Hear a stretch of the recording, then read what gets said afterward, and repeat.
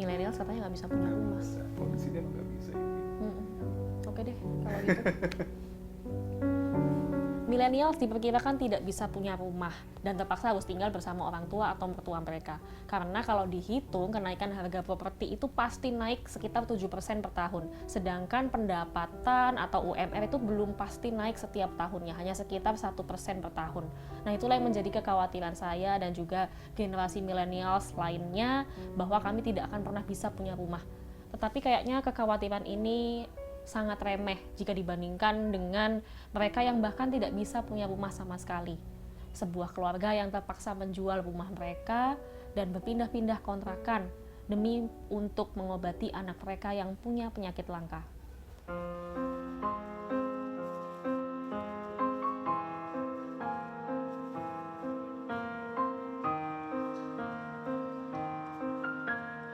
Inilah Siti Ningrum. Sepintas ia terlihat seperti wanita sehat lainnya. Namun sesungguhnya perempuan berusia 22 tahun ini berjuang melawan penyakit autoimun sejak berusia 6 tahun. Bahkan selama 4 tahun terakhir, Siti sudah menjalani 7 kali operasi. 4 kali operasi karena masalah pencernaan, 2 kali operasi pengangkatan tumor pada payudara, dan 1 kali operasi pada bagian otak karena infeksi. Sepanjang itu pula tak terhitung sudah berapa banyak dokter dan rumah sakit yang Siti sambangi demi mencari kesembuhan. Siti divonis mengalami mastenia gravis atau autoimun yang menyerang saraf pernapasan dan jantung. Kondisi ini membuatnya harus rutin minum obat khusus sampai waktu yang belum ditentukan. Siti juga harus jauh-jauh dari kata lelah dan beban pikiran agar tak memperparah penyakitnya.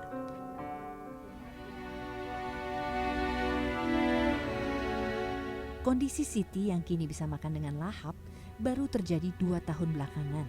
Ya, ini berkat operasi pemasangan ring pada ususnya pada tahun 2020. Kini Siti tak hanya bisa makan lahap, dia juga bisa buang air secara normal. Sebelumnya, Siti pun terpaksa makan dan minum dengan menggunakan selang melalui hidung.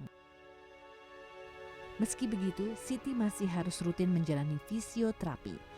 Jika terlewat jadwal untuk terapi, ia akan mengalami kram pada bagian perut dan tulang ekor. Siti juga masih harus rutin kontrol ke dokter paru, saraf, penyakit dalam dan onkologi setiap 1 minggu sekali. Butuh waktu, tenaga, dan biaya yang jauh dari kata sedikit.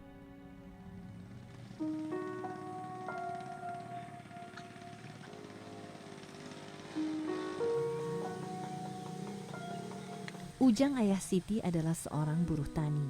Jika sedang masa panen, Ujang bekerja dari pagi hingga sore di kebun lengkuas dengan upah Rp80.000 per hari.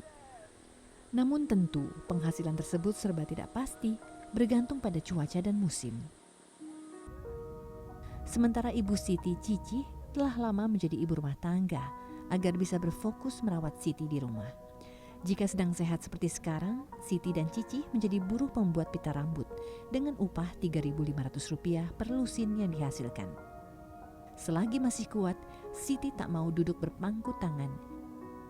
Ia berjuang sembuh, tak kenal lelah meski 16 tahun menanggung lara di tubuhnya. Iya, setiap hari sih semangat. Ya Allah, semoga badan kuat gitu. Jangan sampai sakit terus, pengen sehat. Biar ibu sama bapak seneng gitu. Kalau sehat kan walaupun punya uang sedikit bisa buat beli makan di rumah bareng keluarga gitu. Pengen banget sehat. Suka nyemangatin diri sendiri gitu. Walaupun capek berobat, semangat ya Allah harus sehat. Jadi nyemangatin diri sendiri aja. Sebenarnya Siti bukan anak tunggal. Adiknya Dea yang berjarak 4 tahun darinya telah meninggal akibat masalah pada paru-paru. Mereka rela menjual rumah warisan keluarga satu-satunya demi pengobatan sang adik yang membutuhkan biaya hingga Rp25 juta. Itu pun udah nggak apa-apa lah, yang penting saya dapat DP dulu Pak, walaupun Bapak nggak ada uang cash, kami butuh DP buat berobat anak kami. Kalau nggak salah itu DP-nya 11 juta. Itu kami udah berusaha mau berangkat ke rumah sakit, tapi dedenya sudah diambil sama Yang Maha Kuasa. Ya di situ cuma bisa pasrah, bisa sedih, bisa nangis yang bener-bener nangis sampai saya pingsan, berasa mimpi kehilangan anak ya. Di usia 3 tahun, udah pinter ngomong, udah pinter ngata-ngatain, mama aku minta uang, ternyata hilang, nggak ada gitu. Ya Allah, anak kok meninggal, padahal udah berjuang. Kini mereka tinggal di sebuah kontrakan berukuran 35 meter persegi di Kelurahan Cilengsi Kidul, Kecamatan Cilengsi, Kabupaten Bogor. Sudah 6 tahun mereka menetap di sini setelah sebelumnya berpindah-pindah hingga 13 kali. Bagi Cici, kesembuhan anaknya menjadi yang paling utama ketimbang memiliki rumah. Namun dalam lubuk hati terdalam, keluarga ini punya mimpi memiliki rumah tinggal sendiri yang layak huni, sehingga dapat mendukung proses pemulihan Siti. Sebenarnya sih berharap ya kalau Allah masih kasih rezeki buat saya. Pertama pengen dikasih sehat panjang umur, dikasih kekuatan, dikasih ujian seberat ini memang gak mudah sih buat ngerasainnya. Kadang ya terasa terpukul berat gitu ya, tapi mesti terima.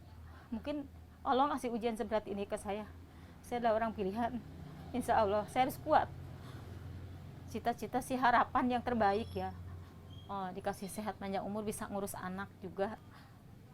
Ya harus bisa nabung sedikit-sedikit. Walaupun dalam keadaan ekonomi seperti ini harus bisa menghemat.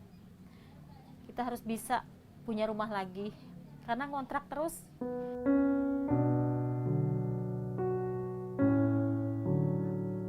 Bagi keluarga ini, memiliki rumah sendiri menjadi cita-cita.